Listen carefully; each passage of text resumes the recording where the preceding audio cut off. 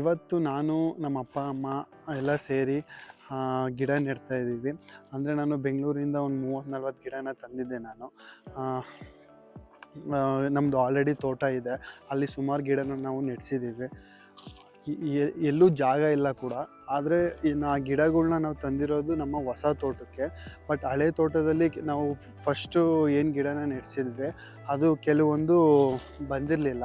ಅಂದರೆ ಅದು ರೋಗ ಬಿದ್ದೋ ಇಲ್ಲ ನೀರು ಜಾಸ್ತಿ ಆಗಿನೋ ಏನೋ ಅದು ಗಿಡ ಒಣಗೋಗಿತ್ತು. ಆ ಜಾಗಕ್ಕೆ ಕೆಲವೊಂದು ಗಿಡಗಳ್ನ ನಾವು ರೀಪ್ಲೇಸ್ ಮಾಡ್ತಾಯಿದ್ದೀವಿ. ಇವತ್ತು ಮೇ ಬಿ ಒಂದು 20 ಗಿಡ ನಾವು ನೆಡ್ಬೋದು. ಇಲ್ಲಿ ಜಾಗ ಇರಬೇಕೇನೋ ಗೊತ್ತಿಲ್ಲ, ಚೆಕ್ ಮಾಡ್ತೀವಿ. ಚೆಕ್ ಮಾಡಿ ಗಿಡಗಳ್ನ ನೆಡೋಕ್ಕೆ ಸ್ಟಾರ್ಟ್ ಮಾಡ್ತಾಯಿದ್ದೀವಿ. ಬನ್ನಿ ಹೇಗಾಗುತ್ತೆ ಹೇಗೆ ನೋಡೋಣ. ನಾನು ಕೂಡ ಫಸ್ಟ್ ಟೈಮ್ ಗಿಡ ನೆಡ್ತಾ ಇರೋದು. ಇಷ್ಟು ದಿನ ಆಳು ಕರ್ಕೊಂಡು ನಾವು ಮಾಡ್ತಾಯಿದ್ವಿ. ಬಟ್ ಇವತ್ತು ನಾನು ಇಲ್ಲೇ ಇರೋದ್ರಿಂದ ನಾನೇ ಮಾಡ್ತೀನಿ ಅಂತ ಹೇಳಿದೆ. ಅದಕ್ಕೆ ನಮ್ಮ ಅಪ್ಪ ಅಮ್ಮ ಸರಿ ಆಯಿತು ಬಾ ನಾವೇ ನೆಡೋಣ ಅಂತ ನಾವು ಸ್ಟಾರ್ಟ್ ಮಾಡ್ತಾಯಿದ್ದೀವಿ. ಬನ್ನಿ ನೋಡೋಣ ಹೇಗಾಗುತ್ತೆ. ನಮ್ಮ ಹತ್ರ ಇರೋದು ನಾಡಸದೇ ನಾವು ಜಾಸ್ತಿ ಗಿಡಗಳಿಗೆ ಹಾಕೋದು. ಯಾಕಂದರೆ ನಾಡಸ ಏನಿದೆ ಅದರದ್ದು ಗೊಬ್ಬರ ತುಂಬ ಸ್ಟ್ರಾಂಗ್ ಇರುತ್ತೆ ಅಂತ ಹೇಳ್ತಾರೆ.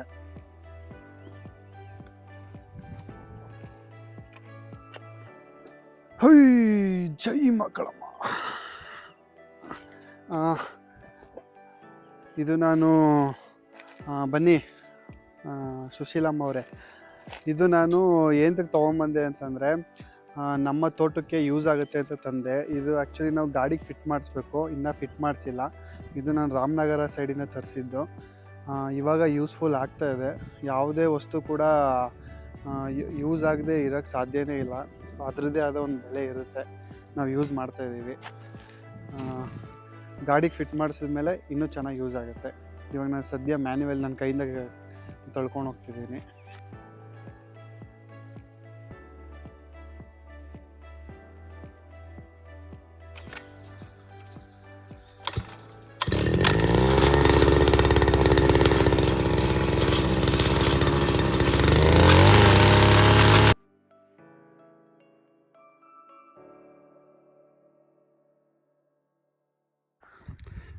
ನಾವು ಮೊದಲನೇ ಗಿಡ ನಲ್ಲಿಕಾಯಿ ಗಿಡ ಹಾಕ್ತಾಯಿದ್ದೀವಿ.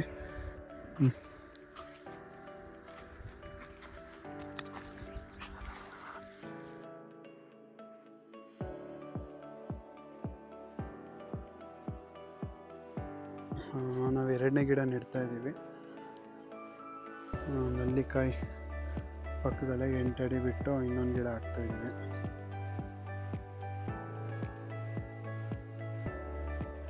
ಯಾಕೆ ಇವತ್ತು ಗಿಡಗಳನ್ನ ನಮ್ಮ ತಂದೆ ತಾಯಿ ಹತ್ರನೇ ನಾನು ನಡೆಸ್ತೆ ಅಂತಂದರೆ, ಅದು ನಮಗೆ ಒಂದು ನೆನಪಲ್ಲಿ ಏನೋ ನಮಗೆ ಉಳ್ಕೊಳ್ಳುತ್ತೆ. ಅದು ನಮ್ಮ ತಂದೆ ತಾಯಿನೇ ಇದನ್ನು ನೆಟ್ಟಿರೋದು ಅಂತ. ನಾವು ಅದು ದೊಡ್ಡದಾಗಿ ಅದು ನಮಗೆ ಹಣ್ಣುಗಳ್ನ ಕೊಟ್ಟಾಗ ನಾವು ಅದನ್ನು ತಿಂತಾ ಇದ್ದಾಗ ನಮ್ಮ ಅಪ್ಪ ಅಮ್ಮನೇ ನಮಗೆ ನೆನಪಾಗ್ತಾರೆ. ಅದಕ್ಕೋಸ್ಕರನೇ ಎಲ್ಲ ಗಿಡನೂ ಕೂಡ ನಮ್ಮ ಅಪ್ಪ ಅಮ್ಮನೇ ನೆಟ್ಟಿದ್ದೀವತ್ತು. ನಾನು ಜಸ್ಟು ನೀವು ನೋಡ್ದಂಗೆ ಬರೀ ನಾನು ಡ್ರಿಲ್ ಮಾಡಿ ಕೊಡ್ತಾಯಿದ್ದೆ ಅಷ್ಟೇ. ಎಲ್ಲ ಅವರೇನೇ ನೆಟ್ಟಿರೋದು. ಅದು ಒಂದು ನೆನಪಿರಲಿ ಅಂತ ನಾನು ಈ ಥರ ಮಾಡ್ತೆ. ಇವತ್ತು ಅವ್ರಿಗೆ ಹೇಳಿದೆ ನೀವೇ ನೆಡಿ ಅಂತ.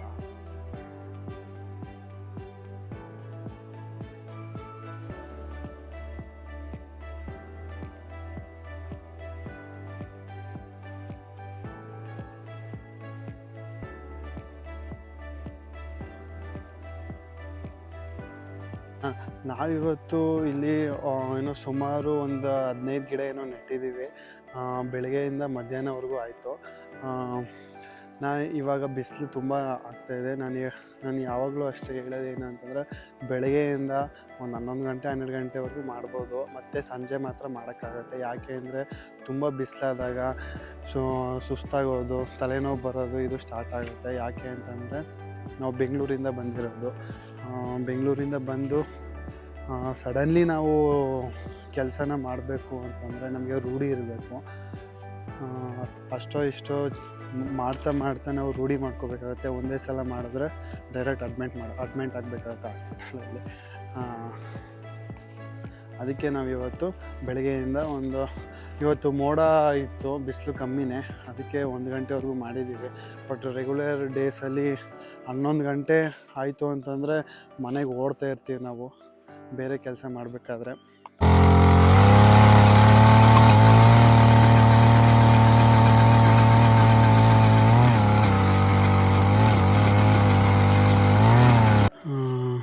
ಪಲಾವ್ ಎಲೆ ಮತ್ತು ಚಕ್ಕೆ,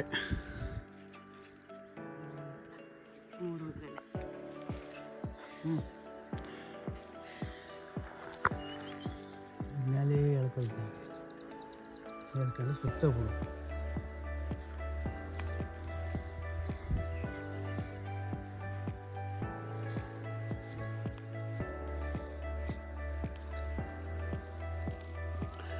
ಆ್ಯಕ್ಚುಲಿ ಏನು ಅಂತಂದರೆ ನಮ್ಮ ಅಪ್ಪ ಅಮ್ಮ ಕೈಯಲ್ಲಿ ಕೆಲಸ ಮಾಡೋಕ್ಕಾಗೋದಿಲ್ಲ, ಆದರೆ ನಮ್ಮ ಅಮ್ಮ ಮಾಡ್ತಾರೆ, ನಮ್ಮ ಅಪ್ಪ ಆಗೋಲ್ಲ. ಯಾಕೆ ಅಂತಂದರೆ ಅವರು ರೀಸೆಂಟಾಗಿ ಅವ್ರಿಗೆ ಹೆಲ್ತ್ ಅಪ್ಸೆಟ್ ಆಗಿತ್ತು, ಅದಕ್ಕೋಸ್ಕರ ಅವ್ರಿಗೆ ಜಾಸ್ತಿ ಕೆಲಸ ಮಾಡೋಕ್ಕಾಗಲ್ಲ.